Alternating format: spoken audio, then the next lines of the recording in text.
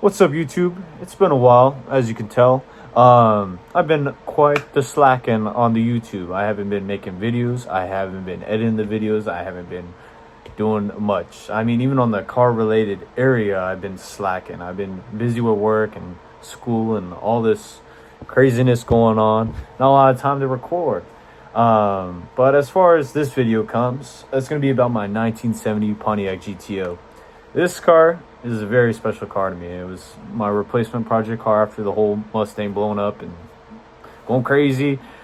Anyways, I'm going to make more videos later on, like going into the backstory of the GTO, how I got it and all that, and definitely the restoration process, because I've rebuilt the motor. I've done a lot, and I have a lot of content on it. I just never got to the point of actually posting it. So this video is going to be more pushing towards, like, as of recently, stuff I've been doing to it, not really like stuff I will be getting to. That will be coming out shortly. I say shortly, but we're praying I'm not going to procrastinate this as much as I did between this gap between my first video and this video. But anyways, this video is going to be about my GTO. I finally got it up and running. I was so excited, and this is like one of the first major car shows I brought the car to in a long time. And like, the car show was great. Nothing like crazy, you know, just like some simple thing in the park. Nothing like pretty crazy. Just this video is going to be a little different because this video specifically on this car show, my car had some major issues driving there. Even though I just fixed this entire thing and it was horrible, and I'm going to... But we'll calm down, you know. We're not going to turn into the Incredible Hulk and start smashing things because my car's not running. So on the way to this car show, like, I'm about to be there. I'm 5 minutes there. Everything's going good. It was like a 40-minute drive. I was so excited. And then, like, 5 minutes from the car show, one of the major components of my transmission, like, fell out. There's two major bolts that hold a transmission shifter to the transmission. There's one on the bottom that holds it in place, and then there's one on the top that you can adjust the shifter with. And the top bolt, the adjustment shift, like the shiftment bolt, whatever adjustment. Today, Junior? Bolt came flying out. I was driving, I took a corner too hard. I don't know what happened. Didn't get timed down or something.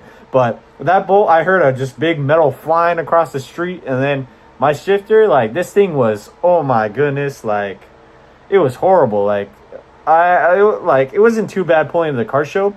I could not engage in a first gear. It was impossible to engage in first gear, and to get into reverse, it was a hassle. Oh my goodness, I could not believe it. But anyways, I'm pulling this car show, you know, I'm bragging to all these people about pulling up in the GTO or whatever. But it was quite embarrassing because I couldn't get the car in reverse because I had this floppy shifter, you know. You need some, like, Viagra or something to keep that thing going, you know what I'm saying? But anyways, back to my point. I was pulling in the car show and, like, you know, bragging about my car or whatever, and then it was so embarrassing. I was trying to park this thing and I couldn't get in reverse, like, for the life of me. It was horrible. I literally had to freaking roll down my window and call people to help me. I was like, please, like, and then, like, a bunch of car people are so nice, so they were, like, really cool about it. I couldn't get in reverse, so I, like, parked it on the side, and then they helped me, like, push it back while I guided it. So basically, they helped me out. But went to this car show after, you know. I was stressing about this thing. I was trying to figure out, because at the time I didn't know what happened. I was pretty sure it was like one of those two bolts, but I wasn't like too positive because transmission work isn't really for me, you know. But anyways, I'm going, you know, throughout the car show, I'm thinking about this. I'm going to put clips here in a second of, you know, I recorded when I was there. This was a while ago, by the way. I recorded while I was there. We're going to talk about the car show, and I'll go through some of the cars and stuff. And then after the fact, we're going to talk about, like, me actually fixing the issue. So we'll get to it. I'll go ahead and put in the, you know, car show itself right now. And then I'll go more into the issue on driving home after I stop yapping right now. Okay, finally brought the GTO to a car show. Unfortunately, I'm having transmission problems when I was pulling in, so it's hard to get in first, and definitely impossible to get in reverse. But first car show in over almost 2 years. Things just been collecting dust in my garage. But yeah, so when I was pulling in, I heard something fall on the ground, and now I'm having a hard time shifting. So, but I'm putting some clips of me driving the car here. It was driving nice, besides minor transmission issues. So hopefully it's okay on the way back too. But car show is pretty decent size. I think I finally escaped that copyrighted music. Haven't been to a car show in a long time, at least participating in one. We just recently went to that Taylor car show, and that was nice. But this is just nice because of the scenery. It's on some water over here, and very nice. Just hoping we don't have to get towed home today. Nice Corvette here too.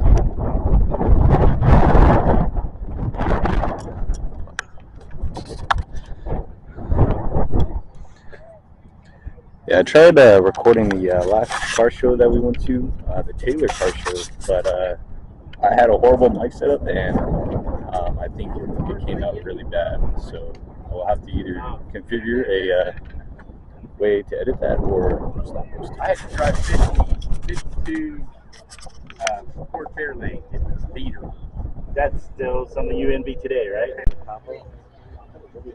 Here we got one of the rare one-of-one colors Corvette. They didn't make them like this. They never made any like this. It's the very rare one-of-one color Corvette. Make sure you always, when you buy a Corvette, you talk about paint job and how rare it is. I'm gonna go ahead and do a voiceover now. There's a lot of copyrighted music going on in these videos. This is a nice Chevelle. I'm pretty sure it was a 68. Don't quote me on that. Very, very high-end car. I don't really care about the interior too much, but it's whatever.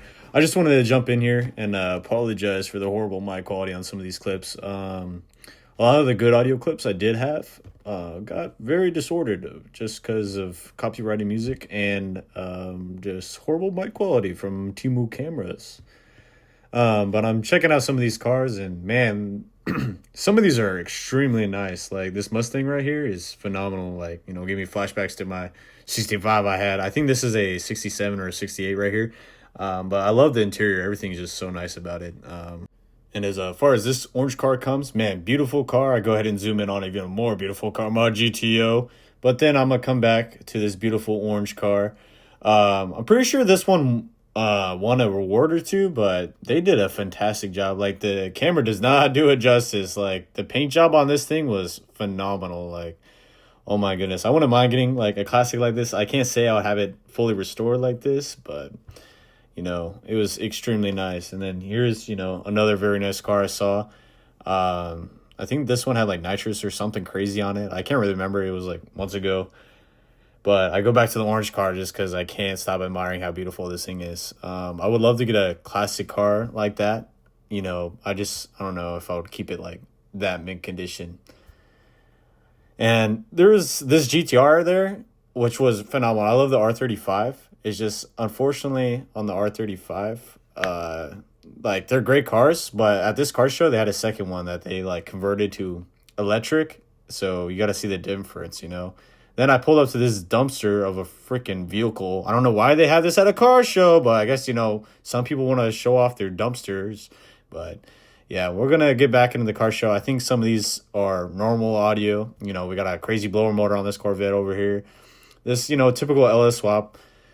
But anyways, I'll get back to the audio. I think a lot of it now is fine. I finally got rid of the copyrighted music, so we'll jump back into the normal audio. Sorry to cut in here. This next car I'm going to show you is a beautiful 77 Trans Am from the iconic movie Smokey and the Bandit. I had to cut the clip because my mic happened to be down my throat and it sounded a lot like it because I was blasting on the microphone, and it was horrible to the ears. So, you know, I had to suffer. So I'm gonna like take that away from y'all, so you don't have to suffer. This guy we're talking to was extremely nice. But I wanted to go into the 77 Trans Am real quick because this is like one of my favorite movie cars. Of course, it doesn't have a lot of power, but during the time, like this car was like so iconic because of the movie. You know, Pontiac actually like was so grateful because of Smokey and the Bandit that they made that car so popular. You know, the only thing that sucks about Smokey and the Bandit is this girl named Froggy. It's Bandit's partner in crime besides Snowman. She is in the car with this man and won't stop putting her feet on the dashboard. Ladies, if you're watching this, you probably aren't, but don't be putting your feet on the dashboard. That is a big no-no. Man, I can't tell you how much this irritates me. I even say it in the clip coming up on just how freaking angry it makes me. Like, don't be doing that, especially if your man has a nice car. You don't want to be putting your grubby, snotty toes all over their dashboard. That is like the most high level of disrespect you can do to a man's car. But anyways, this man, freaking Bandit, would go ramp in his car, going full Dukes of Hazzard up in here, while this lady Froggy would have her feet on the dash. I don't understand it, but, you know, somehow they worked, which is funny because Burt Reynolds actually vouched to have, I forgot the actress's name, but, you know, have this specific lady play Froggy. But, man, that makes me so mad. This is a beautiful car. I want to get a bunch of movie cars, and, like, this I definitely want to add to my collection. I was actually looking at a couple of these before I got my GTO, but they don't have a lot of power. You know, they all the smog on the engine. They're not, like, the best performance-wise. If I was to get one of these, I would probably, like, do something crazy to the engine. Like, I don't know if I'd LS swap it. I'd probably try to keep it original, but I'd like cam the hell out of the thing. Like, I don't know. I want it to look original. I don't want to like big blower motor popping out of the hood or something crazy, but I definitely would want to beef it up so I can reenact Smokey and the Bandit. I'll go ahead and put a clip in right now of Smokey and the Bandit, and then we're gonna jump into this 1977 Trans Am that is just beautiful.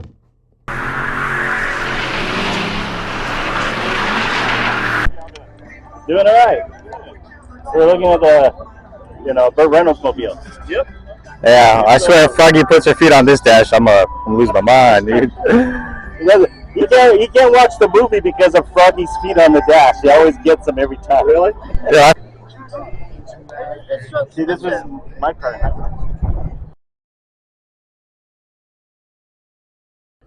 Okay, moving on. That was pretty much like the gist of the car show. Like I said, it was nothing crazy. I apologize for how bad some of the audio was and shaky the camera was. You know, I'm not used to holding camera in front of my face. So, you know, as I go on and probably buy better equipment or something, it'll probably be a lot better as far as audio and stability of, you know, the camera work and everything. Yeah, the car show was nothing crazy. You know, the ride home though, oh my goodness, I wanted to lose my mind. Like, leaving the car show, I thought it was fine. Like, I honestly waited until everyone left the car show. So I wouldn't embarrass myself if I had to get a tow truck. Like, I waited till it was, like, you know, super low-key, you know what I'm saying? So I waited for that. But honestly, it wasn't too bad. Once I, you know, grabbed that thing and freaking used all my strength to put it in first gear, I finally got it moving. And then getting in the other gears wasn't too hard. You know, once I was leaving the place, it was like not too bad, you know. It got worse as I drove home. We're gonna go into like some videos soon of me driving and how the shifter was, because it got worse and worse and worse. And like at one point I couldn't even like get in gear, and I just wanted to like crash my car. I was so done. Like I was about to I was so frustrated driving home. I can't express, because like I had to use like all my strength to like try to get in gear, and it was so complicated. I was frustrated too, and I was following my dad home too. He took the truck, which God bless the truck. Oh my goodness, all you Chevy fans out there, invest in a Ford truck, because that thing is a blessing. Oh my gosh. But anyways, that's besides the point.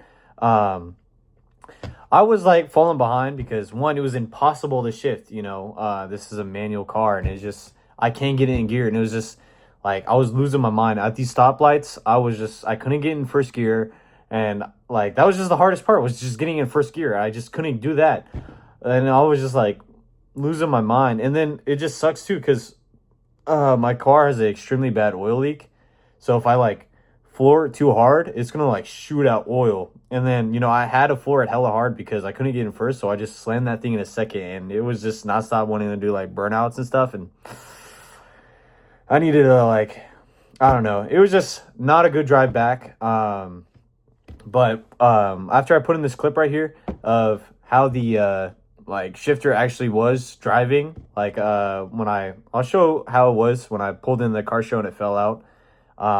It was horrific. I've never been more furious driving home because it was like a 40-minute drive home, and I had no AC in this car, and I was using all my strength to shift this in a gear and concentrating, and then I was covered in sweat. I had no radio blasted, had nothing. I was just getting mad, and then I had no internet, so my GPS was just bugging out. I was flipping out, and I've never been so stressed when I came home. I managed to, successfully get it in my garage, but man, oh man, that thing was horrible. But anyways, I'll go ahead and put in the clip of how the shifter was. You'll see what I mean. I'm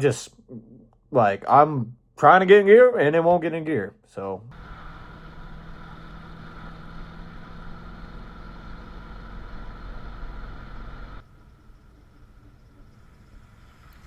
You can see in this clip right here, it's getting really hard to shift it into gear.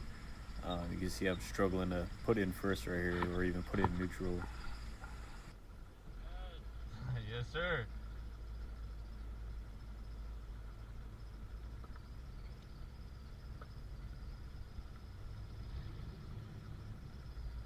Numbers matching? I mean, it's not a real judge, but it's a judge clone, but a real GTO though. Nice. Appreciate it.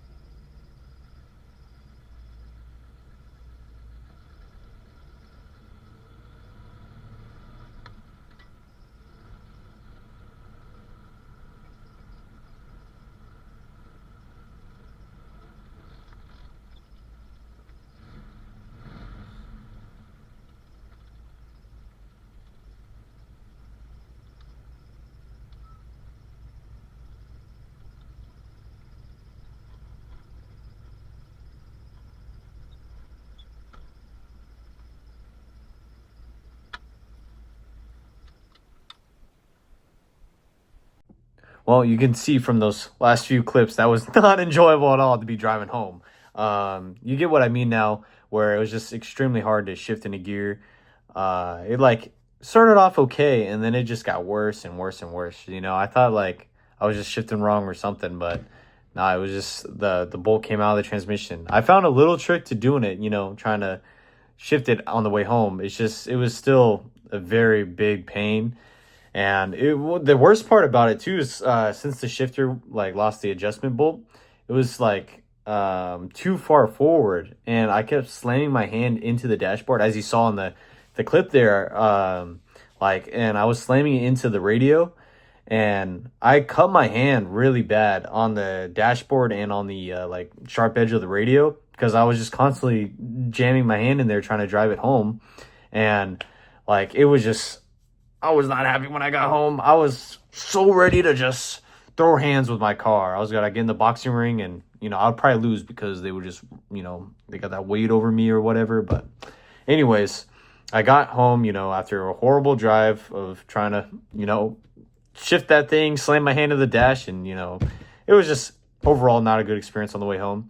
It made it, though. It's just trying to get it in my garage was a pain, especially because I was sweaty. My hand hurt, and I was just overall frustrated. So it was just a pain, and that's when it was the worst because it was on an incline too. So it was making things impossible to do. I ended up just slamming in a second to get in my driveway, in my garage, because my car's gear low, so it was okay to go in second and then just driving like that, But anyways, I had to lock in. It was time to get to fixing. Unfortunately, because these bolts are in such an odd space, it's too close to the firewall when it's like in the little like circle area. So once the transmission's planted up, the side of the like shifter is like planted up in a position where I can't reach with a ratchet or really a wrench or anything. And it was like a pain in the butt to reach. And in order to reach that, or at least to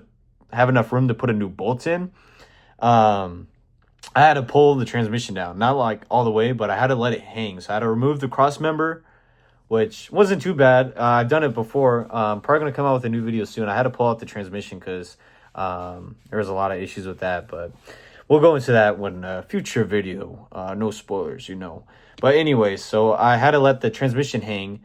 So I had to basically I had to remove the drive shaft. I had to, which that thing was a pain. I ended up just lifting it up from the back because then I could just spin the tires and then it was easy to get the drive shaft off. But anyways, I'm coming up, I'm gonna put the clips in of like me working on it. So I'm just not, you know, yapping to y'all too much.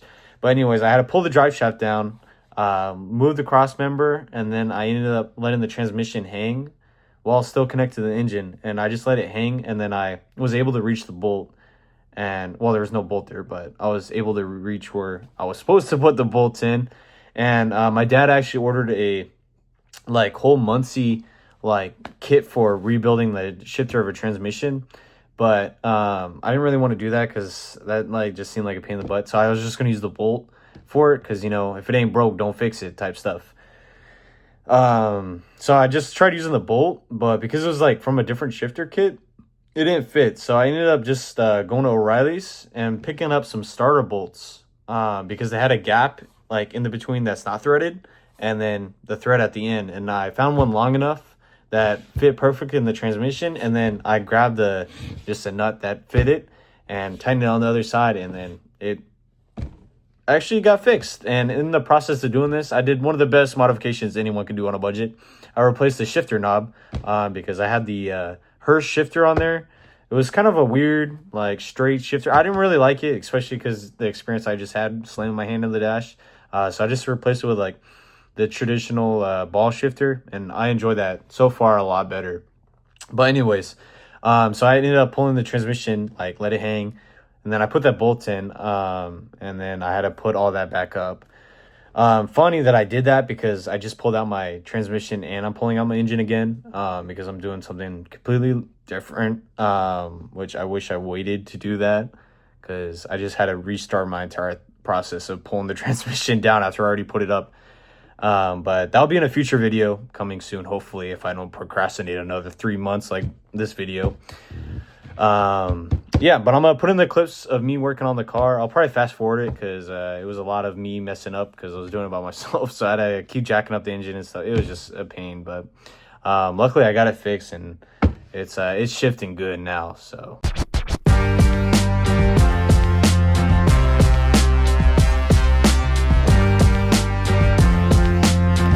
this took me a few tries because I had to keep going up and just tightening it and then loosening it, and just I had to adjust it quite a few times just to make sure everything felt right and felt good to shift. And I also forgot to mention this is also me putting this new speedometer cable in because my other one wasn't working. So.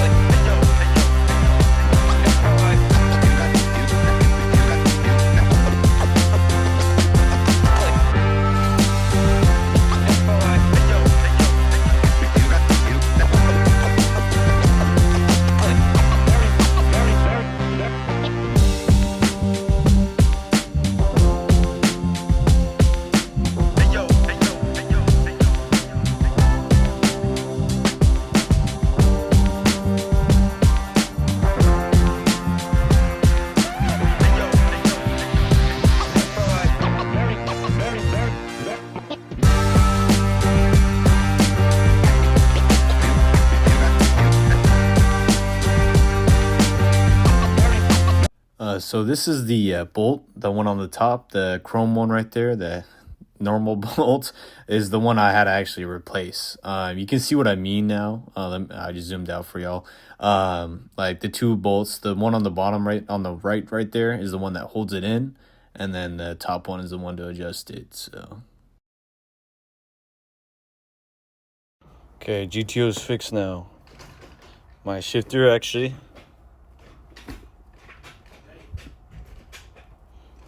shifts into gears. So I kept it kind of short on the whole working on the car thing. I didn't really record too much of like all the stuff I had to take down because it was like the exhaust, the drive shaft, and then obviously the cross member holding the transmission. And I think there was another thing I had to do, but I didn't really record that because I'm going to be posting a video of me actually taking down the transmission and showing all the work for that because of something else when I was getting it up and running. I need to like go and find those clips. I'm gonna make a video about that. So I didn't really think to like record too much about this because I already have a lot of content on, you know, pulling out the transmission and putting it back in, which will be coming out soon. I thought I would put a little bit of the clip in of just me adjusting the top bolt. Y'all see what I mean? Just it has two bolts mainly holding it in. And I also put in the clip of it also working now, which is great to hear. So I'm gonna just, you know, try to enjoy the car. I mean, right now I'm working on it, which y'all will find out soon in a new video. It was something just very dumb that took a very long time to fix. Which that one will be a little bit pushed back. I'm probably gonna come out with like me working on the engine, me rebuilding the engine, me pulling out the transmission, me doing a lot of other things. And there's some like races and car shows that are coming up. I'll probably do some videos on that too. It'll probably be a while before I actually do a video on the work I'm doing right now, which is pulling out the transmission and like lifting up the engine and doing all that fancy smanchy stuff. But anyways, moving on. So just to sum it up, we had, you know, the car show, which had that horrible thing. And this took so long to record because I like pushed off working on the car like for so long. And honestly, I just was having a hard time finding motivation to like actually sit down and record this video because at that car show, like my plan was to make a video just off the car show. And I do have more clips of it, but a lot of it is like copyrighted music in the background. So I would have to do like a lot of voiceovers and stuff. I finally got the time to fix it and all that stuff. So I thought I'd just combine both the car show because that's where all that stuff happened. And me doing like some of the work and explaining the problem. I'm going to be posting soon. I'm trying to be more consecutive with this whole YouTube thing and everything like that. I've been putting off time to actually do that. I have a few video ideas coming up, as I mentioned, some of the things I'm going to be posting soon. Just want to say I appreciate y'all for watching. You know, love if you would show your support by hitting that like button, you know, maybe sharing with a friend, you know, so you both can laugh of how stupid I am for, you know, taking a long time to adjust a stupid bolt or do whatever. Just, you know, appreciate it for watching. I'll be coming out with more content soon, so I'll catch y'all pretty soon.